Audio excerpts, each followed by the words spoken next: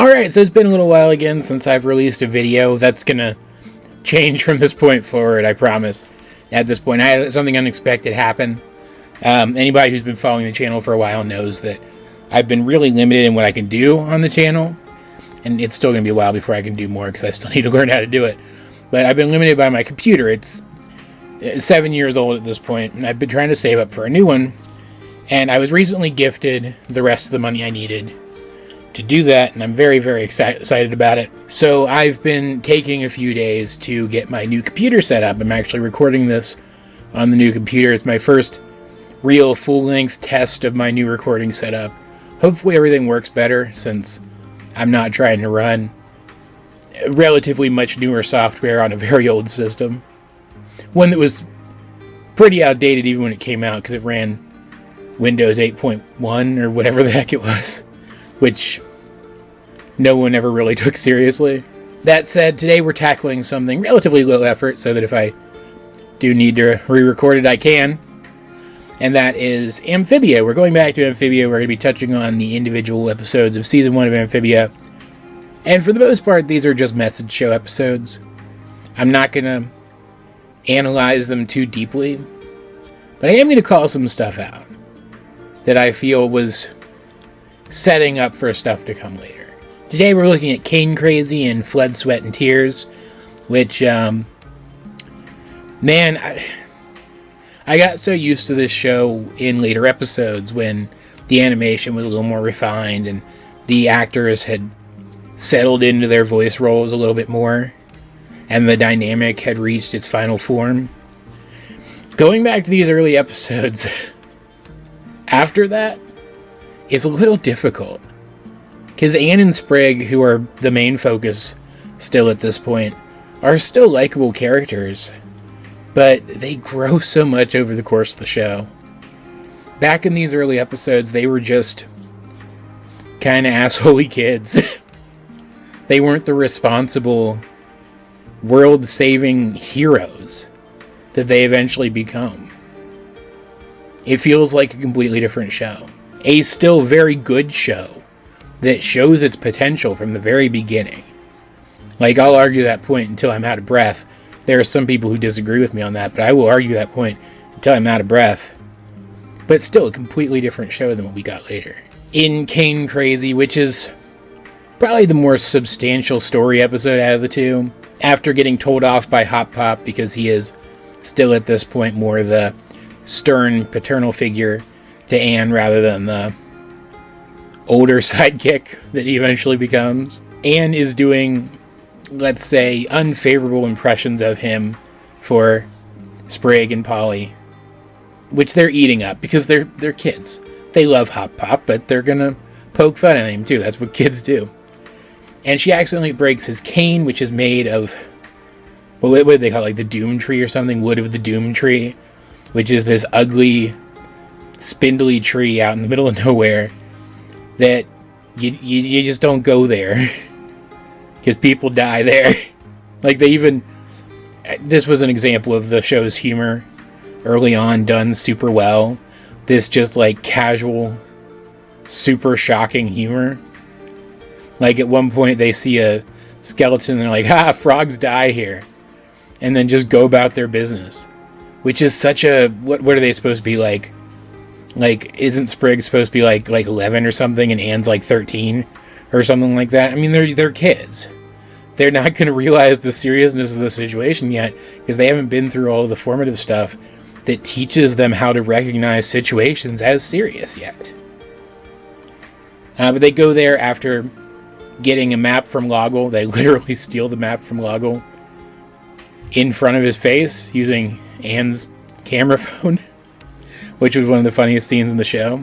And they go there to discover that it's actually a stick bug, like literally a stick bug whose exoskeleton is made of wood.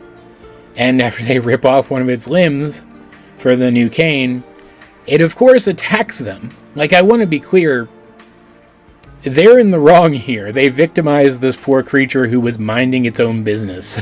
And then they lead it back to Loggle's shop and use a bunch of his stuff to fight it and end up breaking his entire shop to pieces and then bribe him into not charging them for it with the cane and a clicky pen. It's so funny. It's so funny how monumentally bad everything goes here, and how phenomenally they fail at fixing it. Like, it's framed like one of those episodes where the characters come together to achieve some impossible goal, and they just fall flat on their faces instead. It's so good. It's so good for that. And in the end, when Hop Pop reveals that he was just picking at Anne, trying to get her to settle down when he said that he'd kick her out if she kept acting up. And he doesn't really come around and say it, but he realizes that he probably went too far in doing that. It's a good resolution to the episode. Like, he's still mad at him. They're still going to get disciplined because they're still children and he's responsible for that. And frankly, this is a Hop Pop that we could have used more of later on. He did kind of get flanderized by the end of the show. I will give critics of the show that much. But it works super well here. Like, he's exactly who he needs to be. He fills exactly the role he needs to in the story. The second one, Flood, Sweat, and Tears, is, again, less substantial story-wise, but I think definitely the better and funnier of the two, at least in my opinion. After the cellar floods, because of the involvement of some evil river lampreys or something, like they dig back through the floor when they leave, so I imagine the implication is supposed to be that they dug up through the floor to start with, right? But we don't find out about that until the end of the episode. Anne needs a new place to sleep now, and rather than just sleeping on the couch, she decides to bunk with her BFF Sprig, even though Hop Pop warns her against it, because being friends and being roommates is different. And, of course he's right, and the majority of the episode, like at least half of the episode-ish, is just a montage of all of their nights together until they finally reach their breaking point, where Anne is just being, like, really inconsiderate, asking Sprig questions and poking fun at his belongings and engaging in pillow fights with him. Behavior that's probably fine the first night they're bunking together, maybe even the second if you guys really had fun. But eventually he's going to need to return to his regular sleeping schedule, or at least the closest he can get to it. Right? And I absolutely love this. I absolutely love this behavior from her, even though it is very inconsiderate, and it makes me genuinely annoyed with her. Just like Sprig, I'm sure, is genuinely annoyed with her, because I do kind of place this more on Anne. She had another option of where to sleep. Like, what was Sprig gonna do except go and sleep on the couch himself and abandon his bedroom, which would have been ridiculous. Like, he didn't ask her to go sleep on the couch either. So it's not, like, entirely on her, but it's mostly on her. She was the guest. And it gets kind of frustrating. She's pretty frustrating in this episode for the most part. But in retrospect, looking back after we learn that she used to have regular sleepovers with her two BFFs back on Earth, and knowing the kind of people they were the kind of people who might poke fun at each other, and they'd try to stay up and have pillow fights as long as possible. This behavior is just that behavior. She's translating it to her experience with Sprig. It really does show that she considers him already to be one of her best friends, because she's replicating that behavior that she shares with her best friends with him. And so, especially in retrospect, after several nights together and realizing that this friendship is starting to come apart and they're starting to resent each other, she tries to re-engage with him and make up with him by again engaging in that behavior, not realizing that it's the problem, because that's what she knows in a situation like this. It's just, she was obviously wrong, but it's really cute nonetheless. Not many shows can pull something like that off. In the end, though, they both get fed up with each other, and so they both go down into the cellar at the same time, even though they were warned not to by Hop Pop. This episode is Hop Pop warned you not to do it, and he was right. The episode.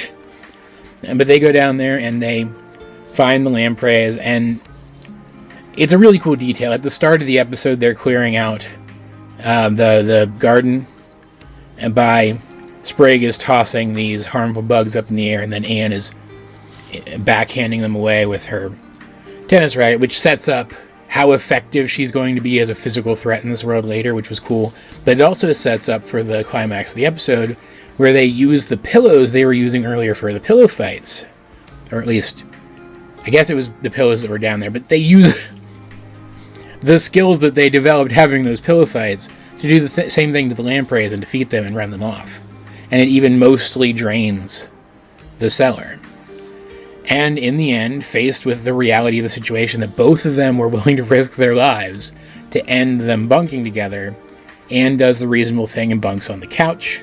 And it's so cute. It ends with a gag where that room floods too, but I'm going to ignore that. It was funny. It was a funny capstone on the episode, but I'm going to focus on the emotional stuff instead as the denouement.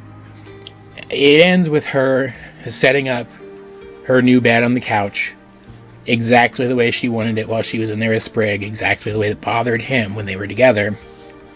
But then looking around, realizing she's alone, only for Sprig to drop one of those cans on a string down to her so they can still talk to each other even though they're in different places.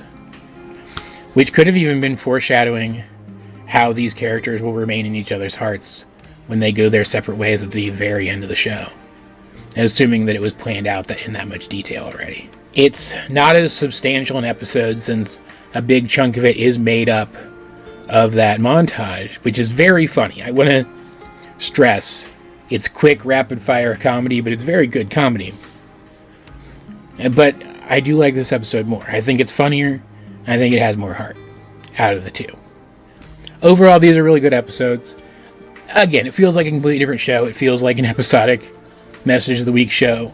They learn at first not to act out recklessly and then try to fix whatever they damage behind the backs of the people who are responsible for them, to just own up to their mistakes and tell the truth. And in the second one, they learn to listen to the wisdom of the people around them with more experience and to just be honest with each other. But they're still solid episodes with solid messages, so I don't think that takes anything away from them. And knowing where the show goes, the episodes actually feel stronger because you can start to feel some of the groundwork of that is shining through here.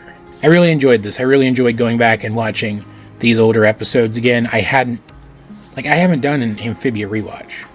It's I can't say it's my favorite show currently running anymore because it's not, but it's still probably my favorite of this latest run of really good cartoons. And I have never done a rewatch of it. So this has been a treat, and I'm really looking forward to doing more of these. In the meantime, though, as per usual, what do you guys think of these 2 episodes of Amphibia? If you've seen them, and if you haven't, why not go do it? And let's get a discussion going in the comment section down below. And while you're down there, you might as well like the video, share it with anyone else who think would enjoy my content, subscribe if you haven't. You can also check out links to my various social medias as well as the many ways you can help out the channel. Those will be in the video description, but either way, this has been AJ22, and I will talk to you guys later.